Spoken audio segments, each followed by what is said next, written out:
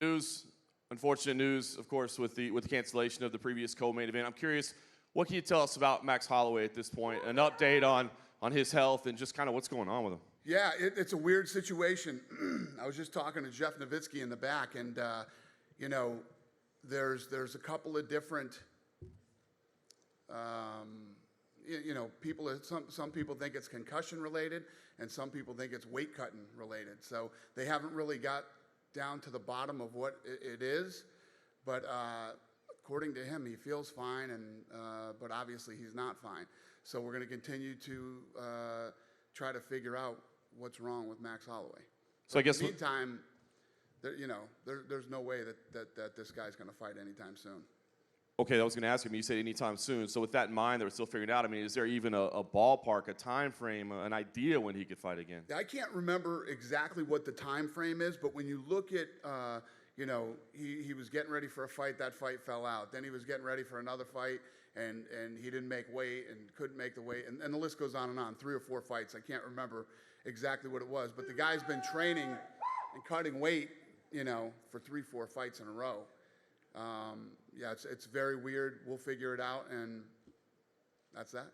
I guess the flip side, Brian Ortega, what do you do with him in the meantime? I mean, do you have any idea of getting him another fight? It sounds like maybe you tried to put something together this weekend. It didn't happen. What's the next move for him? We're working on it. We're working on it. So, obviously, literally, Jeremy Stevens will not stop blowing me up. He wants this fight so bad. He said he'll take it on short notice. He's cutting weight already, and with the hopes that Ortega will accept the fight. Ortega has turned down the fight.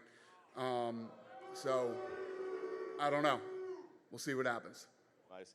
And I guess still a good card. I mean, even with that unfortunate news, still a very, very good card. I'm just curious, Dana, what the thought process was, how you picked these 2 guys, the other 2 heavyweights here, to be your co-main event. Was it an easy pick? What was the decision-making process? Yeah, well, obviously, you know, when you're putting together a card, and especially it's International Fight Week, it takes a lot of timing and things to come together and be right.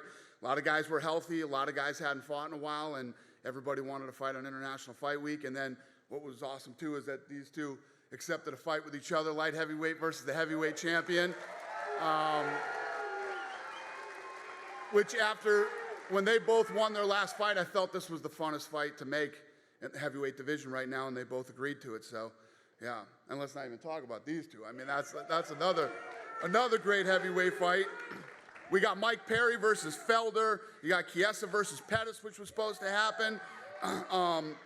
The whole card is stacked with great fights. Prelims are awesome, too. So, thank you. Yes.